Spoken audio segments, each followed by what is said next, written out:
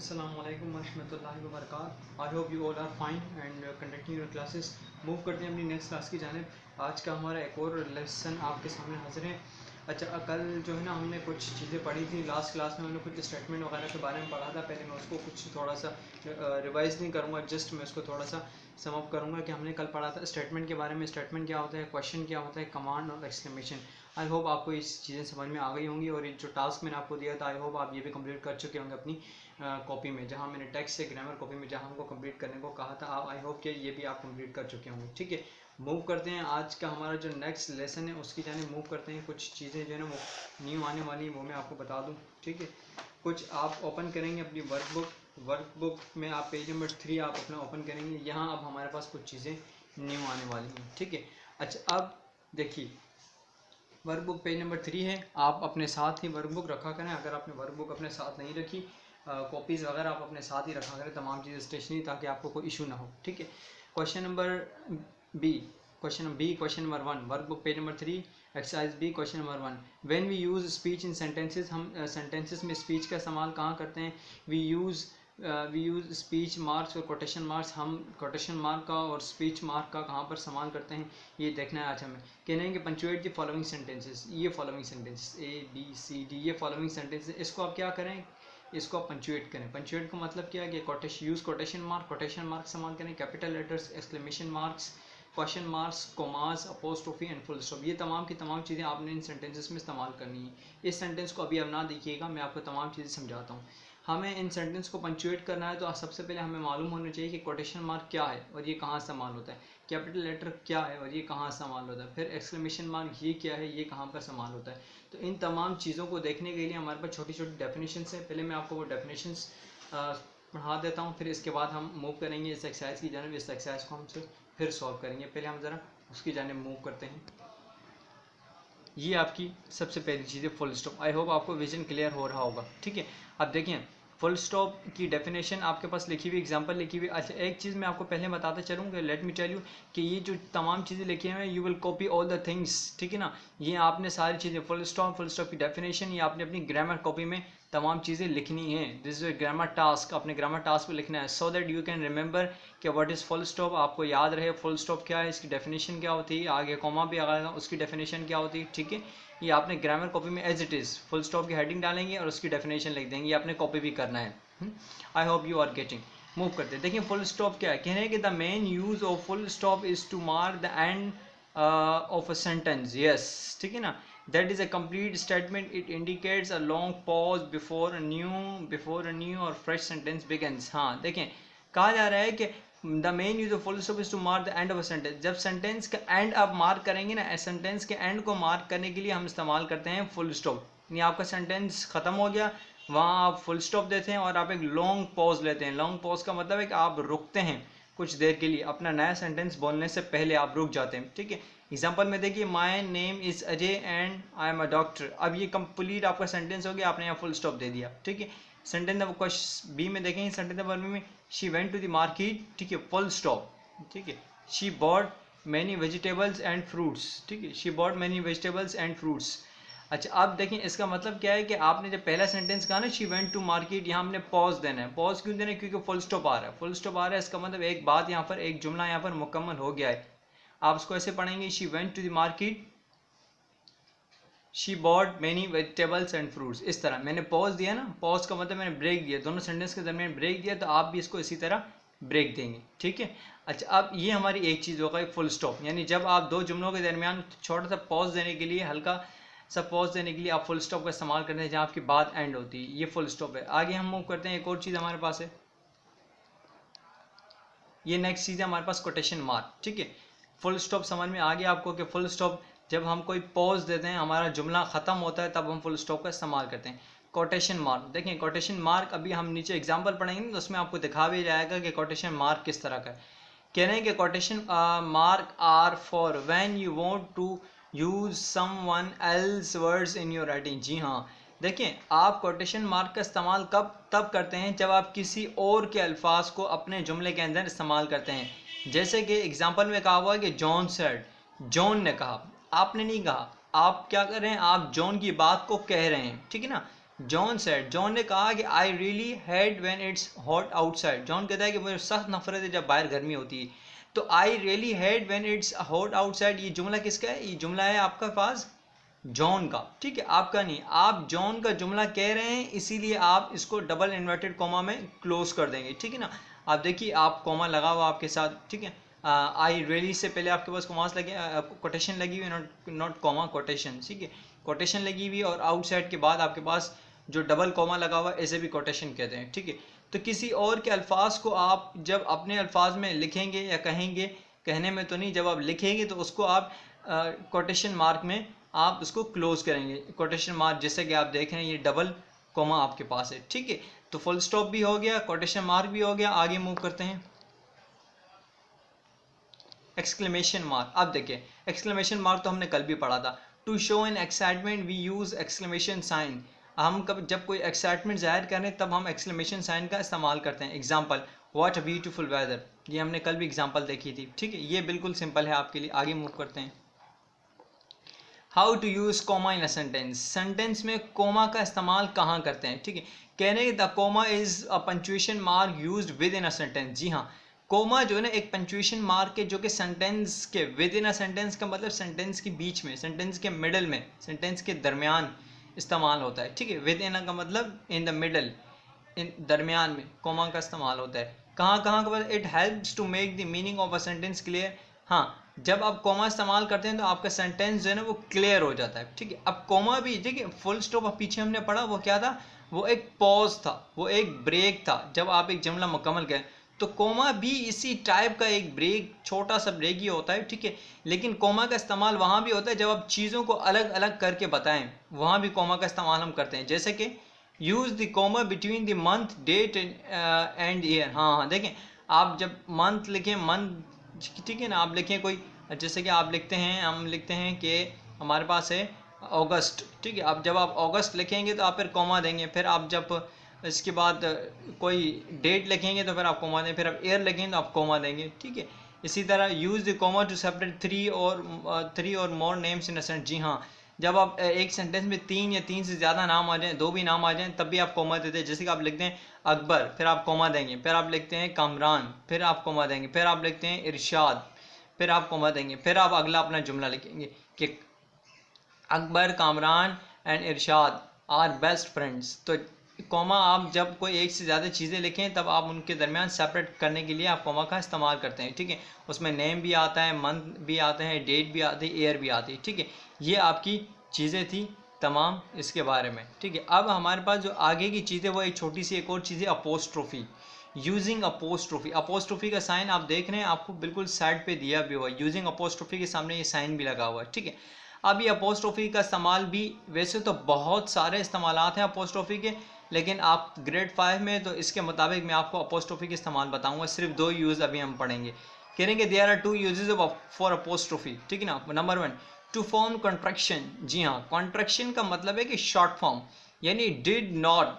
Did not को जब आप इस तरह लिखते हैं ना, डिडेंट, आप देख रहे होंगे DIDN अपोस्ट्रोफी T लिखा हुआ। तो एक तो अपोस्ट्रोफी का ये भी यूज़ होता है कि जब आप कॉन्ट्रैक्शन का इस्तेमाल करते हैं, ठीक है। जैसे कि डिड नॉट तो इसको डिडेंट पढ़ेंगे। इसी तरह हमारे पास अगर हम लिखें हैव नॉट तो उसको हम हैवंट पढ़ेंगे, ठीक है। इसी तरह अगर हम लिखें विल नॉट तो इसको हम वॉन्ट पढ़ेंगे। तो वहाँ भी कॉन्ट्रैक्शन का इस्तेमाल होता है, यानी अपोस्ट्रोफी का इस्तेमाल होता है, ठीक है।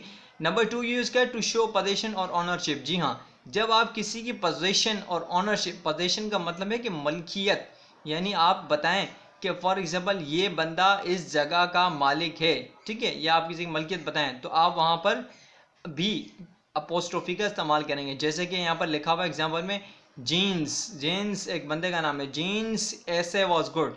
जीन्स का जो ऐसे था ना वो बहुत अच्छा था। अब वो ऐसे किसका है, जीन्स का है, ठीक है, वो उसकी मलकियत में आता है। जीन्स जो है ना वो ऐसे का ऑनर है, मालिक है। तो जब आप किसी की पोजीशन बताएं तो आप वहाँ पर इस्तेमाल करेंगे अपोस्ट्रोफी का। जिस तरह इस जैसे मैं लिखता हूँ इमरान्स बाइक इज़ गुड, ठीक है। तो इमरान के बाद हम अपोस्ट्रोफी का साइन लगाएंगे, ठीक है, और फिर जो है ना हम एस लिखेंगे, अपोस्ट्रोफी एस हो जाएगा, इमरान्स बाइक, फिर हम लिखेंगे इज़ गुड। तो हमने कहा कि इमरान की बाइक गुड है, तो बाइक जो है ना वो इमरान की क्या है, पोजीशन है। इसी तरह ये तमाम के तमाम यूज़ आपके पास यहाँ पर आ गए। ठीक है, अब हम मूव करते हैं अपनी एक्सरसाइज की जानिब। एक्सरसाइज जो है ना अब हम अच्छे से सॉल्व करेंगे। थोड़ी सी टफ एक्सरसाइज है लेकिन आप उसको इंशाल्लाह सॉल्व कर लेंगे। मूव करते हैं उसकी जानिब। अब देखिए, हमने देख लिया कोटेशन मार्क, हमने देखा जो डबल कोटेशन मार्क थे कॉमा में आ रहे थे, डबल कॉमा में। ठीक है, वो भी हमने देख लिए कहाँ इस्तेमाल होते हैं। ठीक है, अच्छा अब आपने क्या करना है कि आपने जितने भी वो मैंने लिखाए थे, मैंने पहले अर्ज़ किया कि आप उसकी डेफिनेशन वगैरह अपनी ग्रामर कॉपी में लिखेंगे। ठीक है, आप एक काम कीजिएगा, जब आप उसको ग्रामर कॉपी में लिख लें फ्री होकर, ठीक है, तो ये जो लेक्चर है आज का आप एक बार उसको दोबारा सुनिएगा। ठीक है, क्योंकि जब आपके पास कॉपी में लिखा हुआ डेफिनेशन भी सामने होंगी और ये एक्सरसाइज भी आप अटेम्प्ट कर रहे होंगे तो फिर आपको बहुत अच्छे से समझ में आएगा। ठीक है, डेफिनेशन को समझ के आप अटेम्प्ट करेंगे। अभी हमारे सामने डेफिनेशन नहीं है तो अब थोड़ा सा कन्फ्यूजन हो सकता है। ठीक है, कोटेशन मार्क का यूज़ हमने देखा कि कोटेशन मार्क जो है वो कहाँ पर इस्तेमाल होते हैं। फिर हमने कैपिटल लेटर्स, ये हमने नहीं देखा। Capital letter is simple. ठीक है, जब आप किसी जगह का नाम लें, ठीक है, स्पेसिफिक जगह जैसे कराची का आप नाम लें तो आप उसको उसको कैपिटल लिखेंगे, चाहे आप मिडिल में लिखें या स्टार्ट में लिखें। जैसे आप वर्ड है इंग्लिश, इंग्लिश को अगर आप स्टार्टिंग में लिख रहे हैं तो भी उसका ई कैपिटल आएगा। इंग्लिश को अगर आप सेंटेंस के मिडल में लें तो भी उसका ई कैपिटल आएगा। ठीक है, इसी तरह जैसे कि पेरिस, पेरिस को अगर आप सेंटेंस के स्टार्ट में लिखें तो उसका पी कैपिटल, और अगर उसका मिडल में भी आप लिखें तब भी उसका पी कैपिटल। ठीक है, तो प्लेस का नाम आ जाए, किसी पर्सनैलिटी का नाम आ जाए, उनका नाम हमेशा कैपिटल आता है। ठीक है, अच्छा एक्सक्लेमेशन मार्क, एक्सक्लेमेशन मार्क हमने देखा जब आप किसी खुशी का इजहार करें तो वहाँ आप एक्सक्लेमेशन मार्क। क्वेश्चन मार्क आप सेंटेंस जब आप सवाल पूछें। कोमा हमने देखा कि जब आप जिन्हें वो तीन नाम एक साथ फॉर एग्जांपल कह दें तो वहाँ आप कॉमा का इस्तेमाल करते हैं। आप मंथ के साथ कॉमा का इस्तेमाल करते हैं। अपोस्ट्रोफी भी हमने देखा कि जब आप पोजीशन शो करें या ऑनरशिप शो करें तो आप इस्तेमाल करते हैं। एंड फुल स्टॉप जब आप सेंटेंस को एंड करते हैं। ठीक है, अब हम देखते हैं कि ये क्या कह रहे हैं कि हाँ हाँ ये एक्सक्लेमेशन है। ठीक है ना, he exclaimed can you get into your bag. ठीक है, हाँ हाँ exclaimed can you get into your bag. उसने जो है ना वो एक्सक्लेमेशन में हंसते हुए कहा कि क्या तुम अपने बैग में जा सकते हो। ये वो एक्सक्लेमेशन दे रहे हैं, खुशी का एक साइन दे रहे हैं, क्या तुम अपने बैग के अंदर जा सकते हो। ठीक है, अब देखें ये आपके पास एक्सक्लेमेशन साइन है। ठीक है, इसको आप यहाँ पर इस तरह लिखेंगे। ठीक है, डबल कोटेशन मार्क, ये आपको सिंगल कोटेशन मार्क में आप उसको यहाँ पर एक्सक्लेमेशन का जो वर्ड है हाँ हाँ इसको आप इस तरह लिखेंगे, बीच में आप कोमा देंगे। हमने कहा था कोई जो है ना वो नाम वगैरह है, कोई दो चीज़ें एक जैसी हैं तो वहाँ पर आप क्या कर देते हैं, कोमा दे देते हैं, कोमा लिख देंगे। फिर इसके बाद आप अगेन आप एक कोमा देंगे। फिर ही एक्सक्लेम्ड, ये जो है आपके पास चेंज हो जाएगा ही सेड में। ठीक है ना, ये आपके पास ही सेड में चेंज हो गया। फिर इसके बाद ये आपके पास अगेन फुल स्टॉप। ठीक है, हमने जब कोई सेंटेंस एंड करना होता है तो हम फुल स्टॉप का इस्तेमाल करते हैं। यहाँ पर एक सेंटेंस एंड हो, हाँ हाँ ही सेड फुल स्टॉप।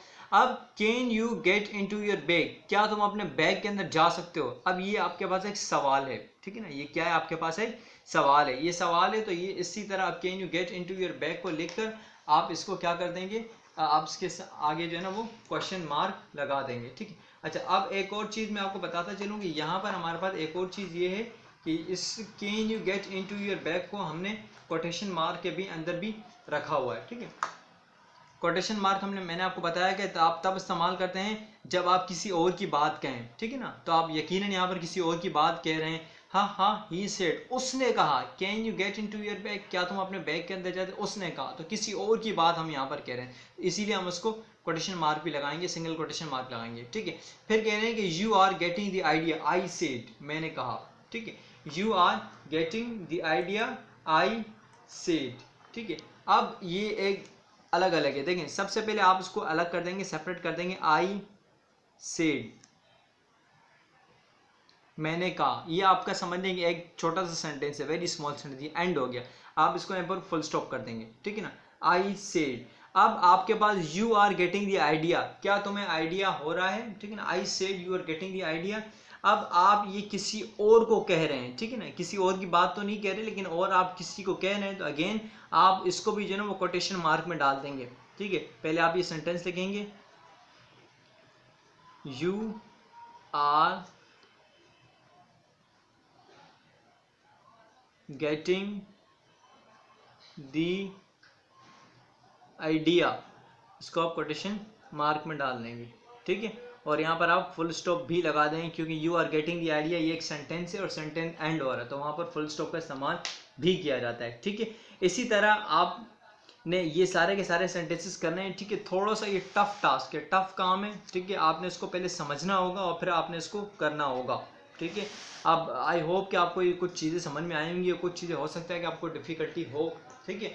आप उस जो मैंने आपको लिखवाए हैं कोटेशन मार्क वगैरह जो मैंने आपको वीडियो में दिखाया, उसको आप अपनी ग्रामर कॉपी में लिखिएगा और उसको आप सामने रख के ये एक्सरसाइज सॉल्व कीजिएगा, तो आपको जो है ना वो बिल्कुल ये क्लियरली आपकी एक्सरसाइज अच्छे से बिल्कुल सॉल्व आपको हो जाएगी, कोई आपको इशू नहीं होगा, मुझे यकीन है, ठीक है। लास्ट में जो मैंने आपको लास्ट टाइम काम दिया था, आई होप कि वो आपका काम कंप्लीट हो चुका होगा ना। ये अब हमारे पास नेक्स्ट एक्सरसाइज है, ये भी आपके वर्कबुक की है, ठीक है ना।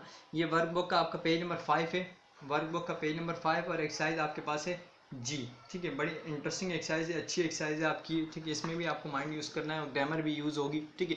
इसमें आपको कहा जा रहा है कि right the numbers of the true statement in the box on the left side and the number of the and the number of the false statement in the box on the right side। देखें आपको नीचे जो है ना ये दो box दिए हुए हैं, लेट मी शो यू, मैं आपको बताता हूँ, just wait second, here you are. ये आपको नीचे दो बॉक्स दिए हुए, ट्रू एंड फॉल्स, ठीक है। ट्रू आपके लेफ्ट पर है, फॉल्स आपके राइट पर है, ठीक। आपने करना क्या है कि आपने हर स्टेटमेंट को देखना है। जैसे कि ए, the word happy is a noun, ये जो वर्ड है ना happy, the word happy is a noun, ये आपको कहा जा रहा है कि ये नाउन है। क्या ये नाउन है, ठीक है। अगर मैं आपसे ऑनलाइन अगर मैं आपसे पूछूं, जस्ट आप एक मिनट के लिए सोचें कि ये नाउन है, the word happy is a noun, क्या नाउन है? अगर ये नाउन है तो आप इसको ट्रू के बॉल्स में जो है ना वो आप इसको क्या कर देंगे, ट्रू लिख देंगे। और अगर ये ए लिख के आप उसको ट्रू ले, और अगर ये नाउन नहीं है, ठीक है, ये फॉल्स है, तो आप उसको यहाँ पर ए लिख के फॉल्स कर देंगे, ठीक है। तो अब यहाँ पर हम आते हैं, हैप्पी जो है ना, हैप्पी आपके पास ये नाउन नहीं है, हैप्पी आपके पास एडजेक्टिव में आता है, ठीक है। तो आप क्या करेंगे, आप उसको ए में फॉल्स में जाएंगे, ए लिखेंगे यहाँ पर और इस तरह आपको इसको फॉल्स कर देंगे, ठीक है। आगे मूव करते हैं, एक और मैं आपको करवाता हूँ, बाकी अगेन आपका होम टास्क है, ठीक है। ये आप देखते हैं, हम इसको पूरा कंप्लीट कर लेते हैं। कहने के the word quarrelled is a verb, हाँ आपके पास एक वर्ड दिया हुआ है क्वेरल्ड, क्वेरल्ड का मतलब होता है कि झगड़ा करना, ठीक है। इज अ वर्ब, ये एक वर्ब है, क्या ये ठीक है? यकीनन ये ठीक है, क्वेरल्ड जो है ना एक वर्ब ही है, तो आप इसको यहाँ पर बी में क्या लिख देंगे, ट्रू, ठीक है। फिर अगर हम सी आगे मूव करते हैं, सी में कह रहे हैं कि इन योर डिक्शनरी, आपकी डिक्शनरी में द वर्ड लुक